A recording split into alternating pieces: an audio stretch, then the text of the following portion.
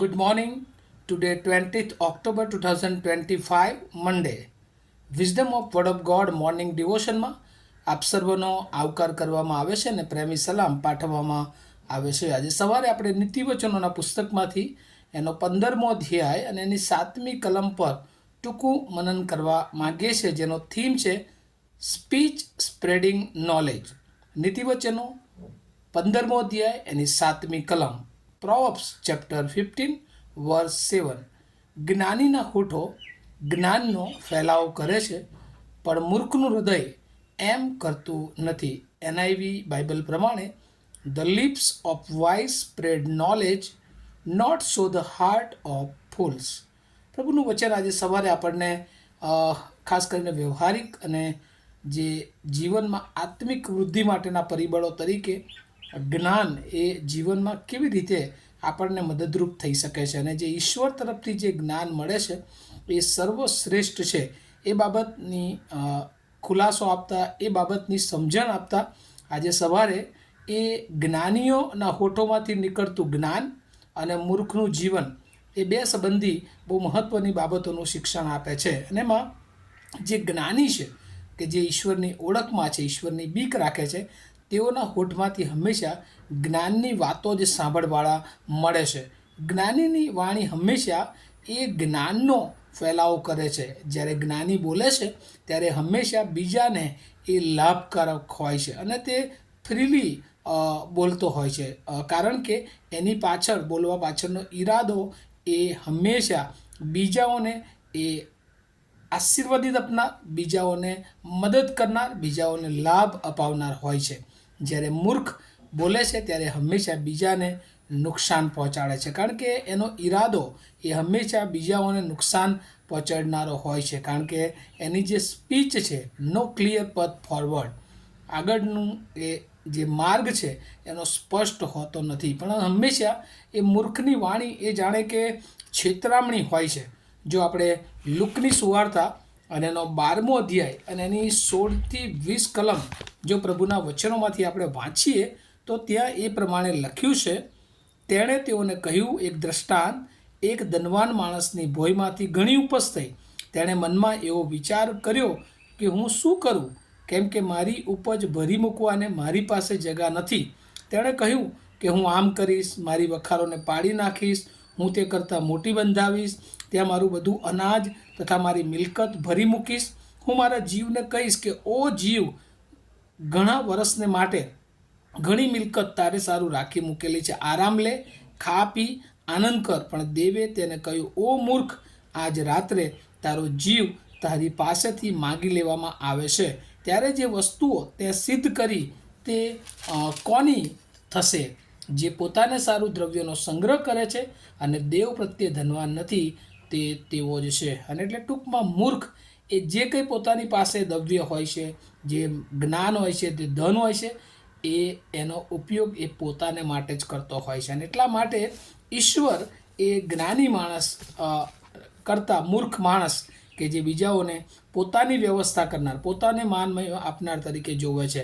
અને ત્યારબાદ બીજો એક શાસ્ત્ર ભાગ જો જોઈએ, લુકની લખેલી સુવાર્તા અને એનો 14મો અધ્યાય અને એની 25મી કલમથી 33મી કલમ. અને ત્યાં પ્રભુનું વચન આ પ્રમાણે કહે છે, હવે ઘણા લોકો તેની સાથે જતા હતા. તેઓએ તેને પાછા ફરીને કહ્યું કે જો કોઈ મારી પાસે આવે અને પોતાના બાપનો, માનો, પત્નીનો, છોકરાનો, ભાઈઓનો તથા બહેનોનો, આ પોતાના જીવનો પણ દ્વેષ ન કરે તો તે મારો શિષ્ય થઈ શકતો નથી. જે કોઈ પોતાનો વધસ્તંભ ઉંચકીને મારી પાછળ આવતો નથી, તે મારો શિષ્ય થઈ શકતો નથી. કેમ કે તમારામાં એવો કોણ છે કે જે બુરજ બાંધવા ચાહે પણ પહેલાં વહેલાં બેસીને ખર્ચ નહીં ગણે કે તે પૂરો કરવા જેટલું મારી પાસે છે કે નહીં, લખીને પાયો નાખ્યા પછી તે પૂરો કરી શકે નહીં. ત્યારે જેઓ જુએ તેઓ સર્વ તેની મસ્કરી કરવા લાગે અને કહે કે આ માણસ બાંધવા લાગ્યો પણ પૂરું કરી શક્યો નહીં. અથવા કયો રાજા એવો છે કે જે બીજાને રાજાની સામે લડાઈ કરવા જતાં પહેલાં બેસીને વિચાર નહીં કરે કે જે 20,000 સૈનિકો લઈને મારી સામે આવે છે તેની સામે હું 10,000થી થઈ શકીશ કે નહીં. બીજો હજી ઘણે વેગળે છે, એટલામાં તો એલચીઓને મોકલીને સલાહની સુરતો વિશે પૂછશે તે પ્રમાણે તમારામાંનો જે કોઈ પોતાની સર્વ વસ્તુઓનો ત્યાગ કરતો નથી તે મારો શિષ્ય થઈ શકતો નથી. અને અહીંયા બહુ અગત્યની વાત લખવામાં આવી છે, સ્વનકાર, પોતાના જીવનનો ત્યાગ. અને આ જે જ્ઞાની માણસ છે હંમેશા બીજાઓને લાભકારક હોય છે, કારણ કે એ પોતાનો ફાયદો જોતો નથી.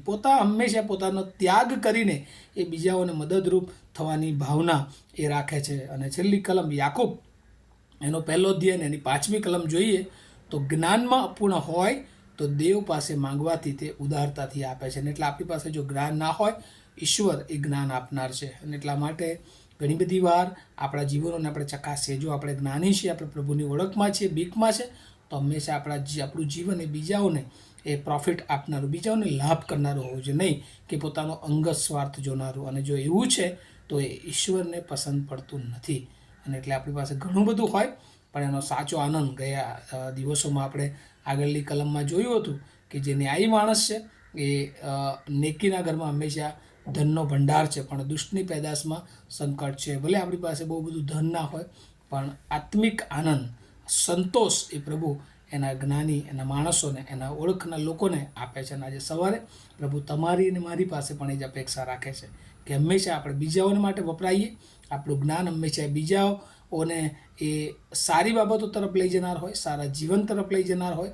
અને એ રીતે આપણું જીવન હંમેશા એ બીજાઓને ઉપયોગી થાય, નહીં કે મૂર્ખની જેમ કે પોતે પોતાની વ્યવસ્થામાં જ તે આગળ વધતો હોય ને એક દિવસ તે પોતે જ એ સપડાઈ જતો હોય છે. આ વાતો, આ વિચારો, આ વચનો સમજવાને માટે પ્રભુ એની બહુ જ કૃપા આપણે સર્વને આપો. આવો આપણે પ્રાર્થના કરીએ. અમારા જીવંત અને દયાળુ ઈશ્વર, આજે સવારે ફરી એકવાર પ્રભુ નીતિવચન 15 અને 7 પ્રભુ તમે અમને શીખવ્યું છે કે અમે અમારું જીવન, અમારું જ્ઞાન, અમારા જીભો, અમારી વાણી એ હંમેશા બીજાઓને માટે લાભકારક હોવી જોઈએ. મૂર્ખની વાણી એ હંમેશા બીજાઓને તોડી પાડનાર, બીજાઓને નુકસાન પહોંચાડનાર હોય છે. અમે વિચાર કરીએ કે અમારી વાણી, અમારા શબ્દો, અમારું ઉત્તેજન એ બીજાઓને કઈ તરફ લઈ જાય છે. અને જો અમે માર્ગ ભૂલ્યા છે, આજે સવારે પ્રભુ તમે અમને યોગ્ય માર્ગે ચલાવો. અમારું જીવન એ બીજાઓને માટે ઉપયોગી બને એવી પ્રાર્થના ઈસુ પ્રભુના નામમાં સાંભળો, તેનો સ્વીકાર કરો. આમીન. Have a nice day to all of you. Thank you.